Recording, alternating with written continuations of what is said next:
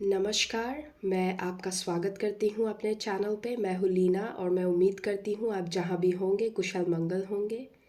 आपके सपोर्ट के लिए, आपके ब्यूटीफुल कमेंट्स के लिए बहुत बहुत धन्यवाद। पर्सनल रीडिंग्स या फिर मेरे इंग्लिश चैनल के लिंक के लिए आप वीडियो के डिस्क्रिप्शन बॉक्स को देख सकते हैं। आपको सारी डिटेल्स वहाँ से मिल जाएगी। आज हम कर रहे हैं कैंडल वैक्स रीडिंग और इस रीडिंग का टॉपिक है माँ काली की तरफ से मैसेजेस। सो देखते हैं आज माँ काली हमें कैसे गाइड करती हैं। और ज़रूर ये जनरल रीडिंग है तो सारे मैसेजेस हो सकता है आपसे रेजोनेट ना करें। जो भी आपसे रेजोनेट करता है वो मैसेज लीजिए, बाकी आप दूसरों के लिए छोड़ सकते हैं। सो हम शुरुआत करते हैं आपकी रीडिंग की। जय माँ काली। ओके।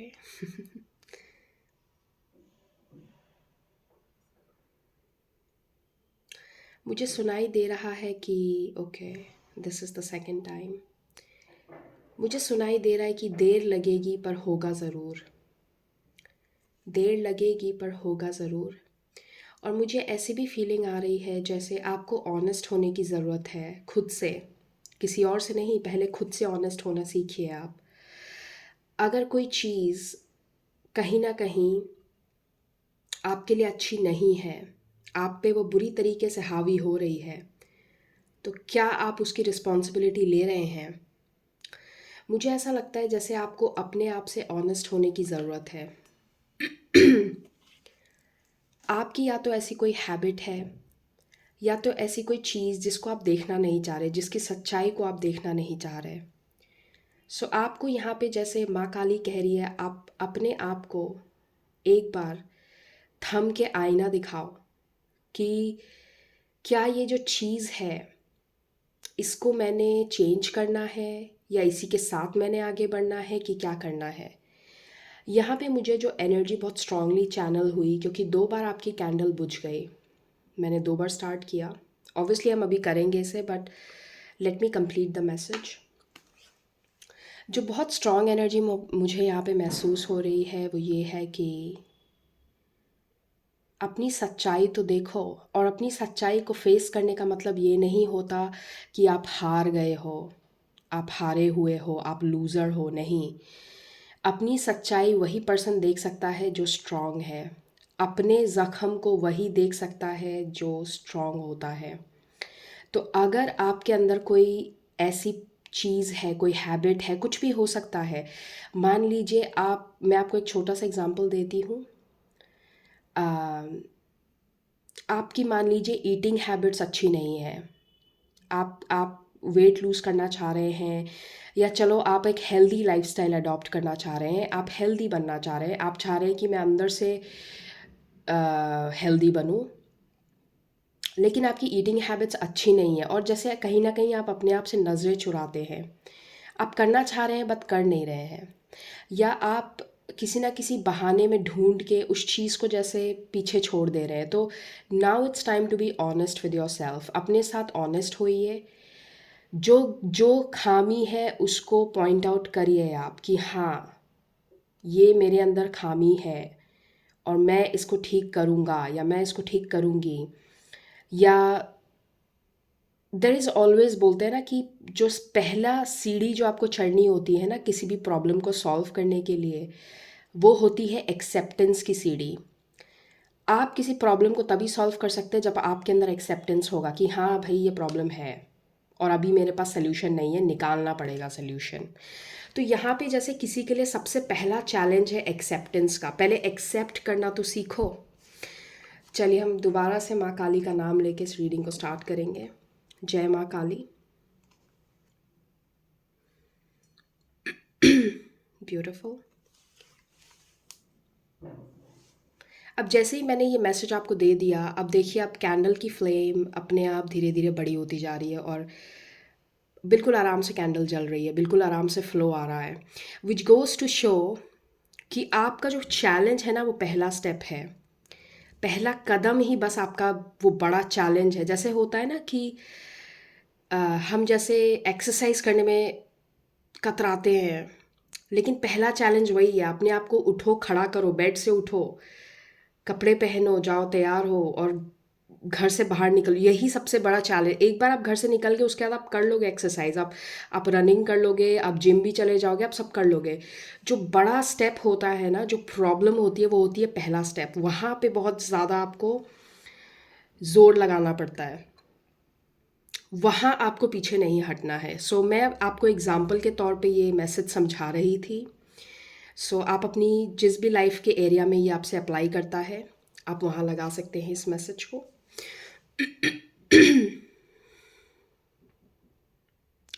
किसी के लिए मुझे यहाँ पे ये भी मैसेज लग रहा है कि कहीं आपका ध्यान भटक तो नहीं रहा, आप जिस राह पे जा रहे थे वहाँ से डिस्ट्रैक्ट तो नहीं हो रहे हैं आप, कोई पर्सन या कोई चीज़ आपको डिस्ट्रैक्ट तो नहीं कर रही, तो एक बार रुक के आपको सोचने की ज़रूरत है। ओके। जैसे किसी को यहाँ पे ना अपनी पूरी एनर्जी, अपने सेंसेस को वापस अपने बोलते हैं ना, वापस अपने अंदर लाने की ज़रूरत है। पूरा कंसंट्रेशन सब चीज़ों से हट के अपने ऊपर वापस लाओ।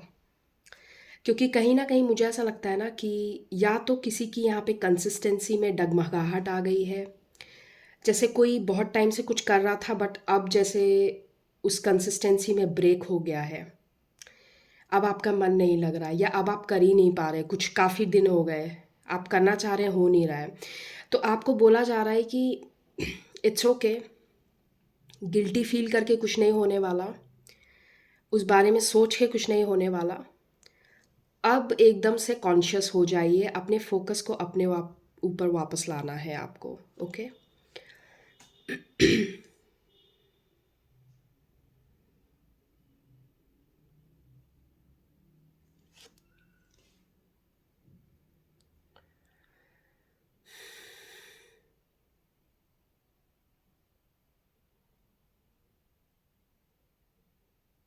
मुझे सुनाई दे रहा है keep doing it, keep do.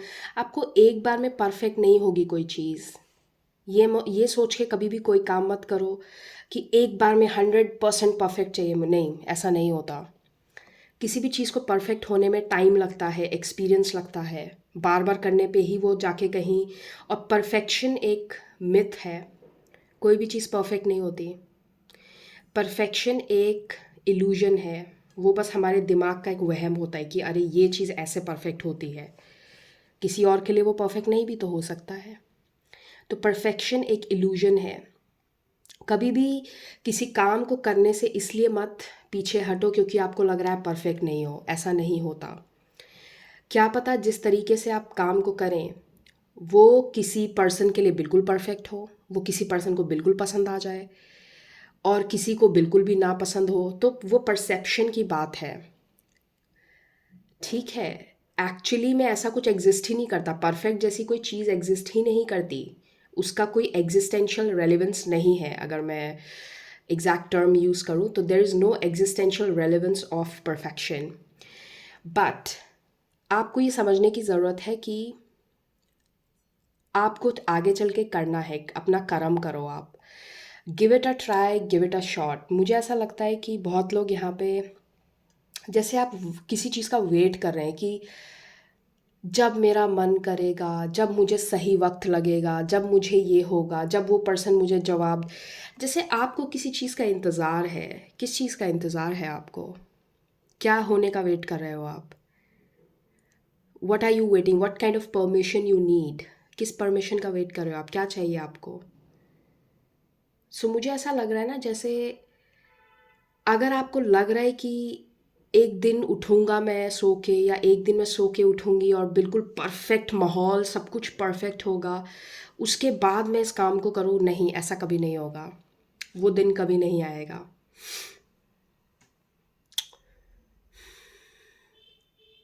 यहाँ पे जैसे मुझे बार बार जो एनर्जी लग रही है ना, जैसे किसी को दोबारा जैसे अपना,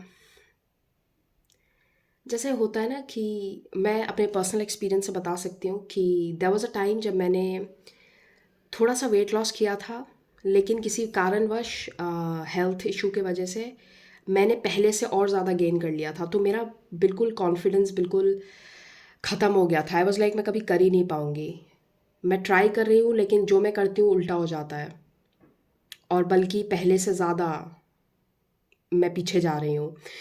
तो एक पॉइंट आया था मेरी लाइफ में जब मैंने गिव अप कर दिया था इस चीज़ पे। मुझे लगा था बस हो गया, इसके अलावा मैं नहीं कर सकती इसका कुछ, यही रहेगा जो रहेगा। बट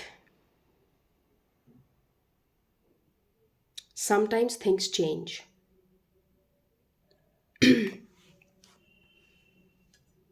चलिए हम देखते हैं क्या है इधर।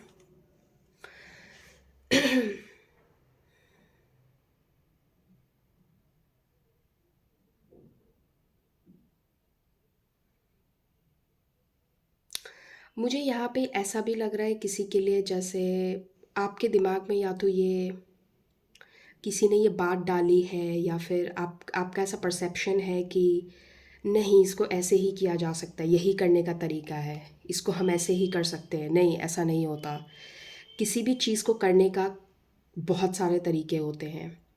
तो आपको रूल्स फॉलो करने की ज़रूरत नहीं है। मुझे ऐसा लगता है जैसे आपको जैसा सही लग रहा है आप वैसा करिए, आप स्टार्ट करो उस चीज़ को। धीरे धीरे आपको खुद की अंडरस्टैंडिंग बनती जाएगी कि हाँ, मुझे कहाँ पे क्या चेंज करना है, किस चीज़ को कैसे करेंगे तो और बेहतर हो जाएगा, पर आपको स्टार्ट करना है। ओके।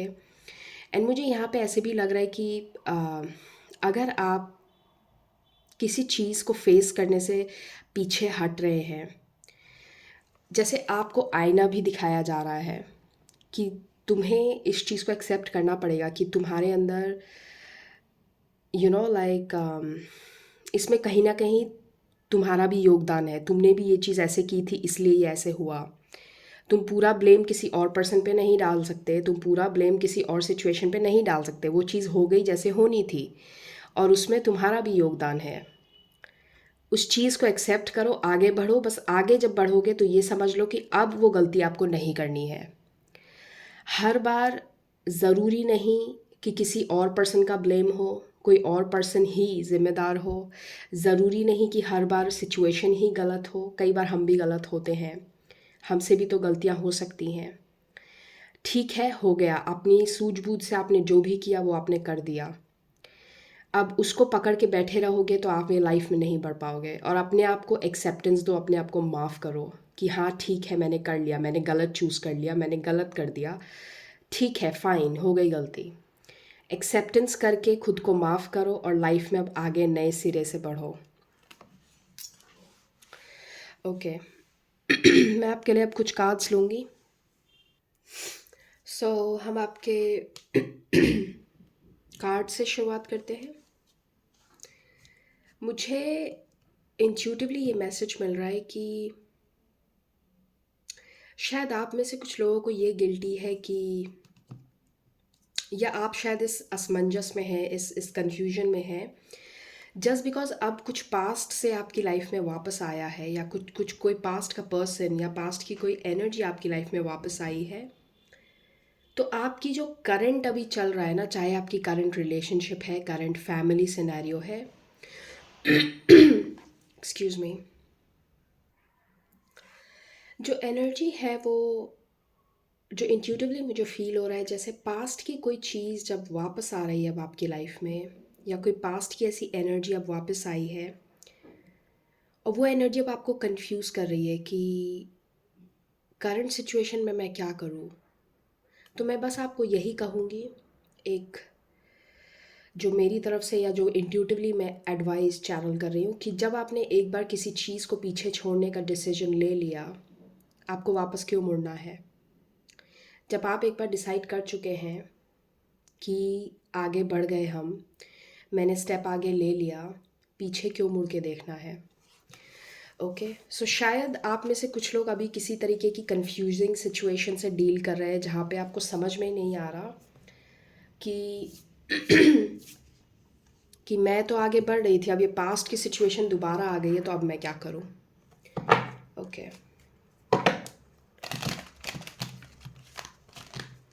ओके, ये कार्ड ऑलरेडी फ्लिप हो गया, उसे हम ले लेंगे।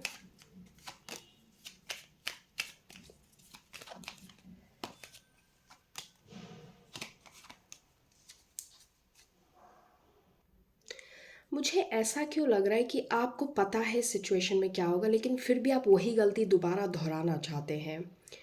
ये आपका टॉक्सिक ट्रेट तो नहीं है। आपको पता है, इट्स लाइक आपने वो बुक पढ़ ली है और उस बुक के एंड में क्या होता है आपको पता है, फिर आप क्यों करना चाह रहे हैं ये चीज़। बहुत लोगों के लिए मुझे लगता है ये किसी पास्ट पर्सन से रिलेटेड एनर्जी है।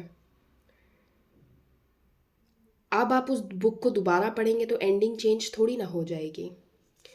Okay, I don't know. मुझे ऐसा लगता है ना कि हाँ ठीक है, इनिशियली आप इस सिचुएशन में विक्टिम रहे होंगे, आपने सफ़र किया, लेकिन उसके बाद मुझे ऐसा लगता है कि आपके पास एक चॉइस थी कि उस सिचुएशन को पीछे छोड़ के आप आगे बढ़ें, अपने लिए बेहतर चूज़ करें। बट गलती आपकी थी कि आपने उस चीज़ को अपनी लाइफ से अटैच्ड रखा, क्योंकि आप लेट गो नहीं कर पा रहे, आप अपनी भलाई नहीं देख पा रहे। तो कहीं ना कहीं इसमें थोड़ा सा ब्लेम आपको भी जाता है। ऐसा लग रहा है जैसे कोई अपना दिमाग इस्तेमाल ही नहीं करना। Oh my God, look, I think, come on, I am not making things up, ये एनर्जी डेविल की है। जैसे ऑब्सेस्ड हो जाना किसी चीज़ से। ये ज़िद आपको या तो आगे नहीं बढ़ने दे रही, या आपका ईगो है, या आपका जो भी ये अटैचमेंट है, ये जो गलत ऑब्सेशन है ना आपकी, किसी के लिए ये उनकी कोई हैबिट हो सकती है, किसी के लिए ये कोई पर्सन है। ओके, जनरल रीडिंग है, अपने हिसाब से मैसेज को लीजिएगा, बट ये एग्जैक्टली वही एनर्जी है जो मैं आपको कंफर्म कर रही हूँ कि ऐसा लग रहा है जैसे कोई दिमाग नहीं लगा रहा, कोई लॉजिकली सोचना ही नहीं चाह रहा है सिचुएशन में। क्या हो गया है, मतलब क्या हो जाता है आपको। एनीवेज, आपकी रीडिंग स्टार्ट हुई है फुलिश मैन से। इस डेक में जो फुलिश मैन होता है ना, हर्मेटिक डेक में, ये फुलिश मैन राइडर वे जो यूजुअल टैरो डेक होता है उससे इसकी स्टोरी थोड़ी सी अलग है। ये जो फुलिश मैन है ना, ये बिल्कुल नया नवेला नहीं है, इसने लाइफ में कुछ एक्सपीरियंस देखा है, ये लाइफ में कुछ एक्सपीरियंस होल्ड करता है, इसने भी गलतियां कर ली हैं कुछ, और इसके पास सर्टेन अमाउंट ऑफ एक्सपीरियंस है। अब ये क्या कर रहा है, अब ये लाइफ में और बड़े एक्सपीरियंस की तरफ अग्रसर हो रहा है। सो मुझे इस कार्ड को देखते हुए यही लग रहा है, जो मैसेज है, कि आपको अपना लेसन मिल तो गया है, आप समझ क्यों नहीं रहे हैं, आप फिर क्यों वही गलती करने जा रहे हैं। अब it's time for new journey, it's time for new lessons. जो चीज़ आपने ऑलरेडी गलती करके सीख लिया, आप वही दोहराने क्यों जा रहे हो। It's time for new lessons, new journey, new experiences. Emperor,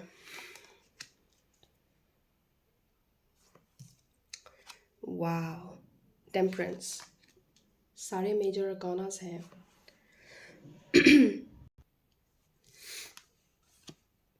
Oh my god. Sorry, the star.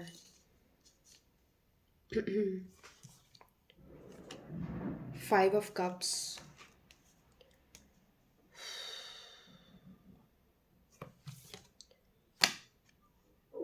मैंने जो कहा एग्जैक्टली वही है messages.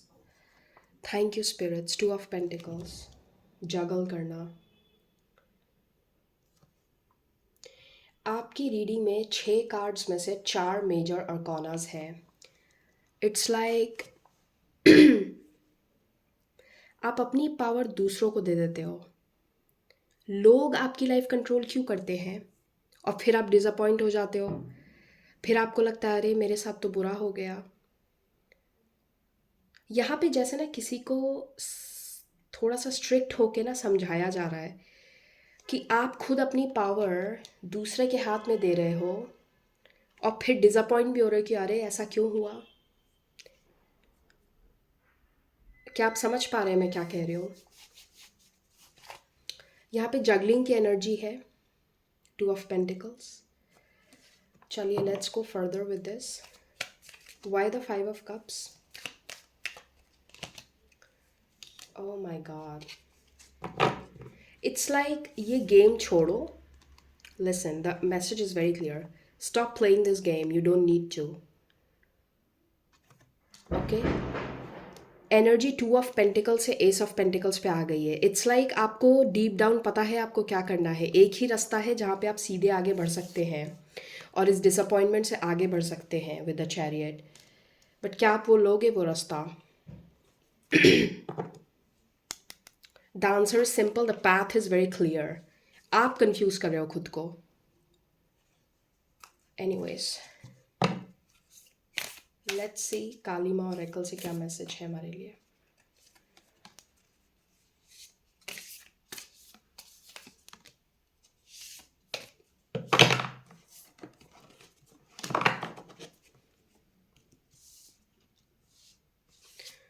Okay, my God. Number 8 Kali Kapali. Oh my God, okay. Kali कलमाश नाशिनी सॉरी 42 और नंबर 19 भुवनेश्वरी। एक minute. Bottom of the deck है भवतारिणी नंबर 44। हो सकता है नंबर 4 आप बहुत देख रहे हो।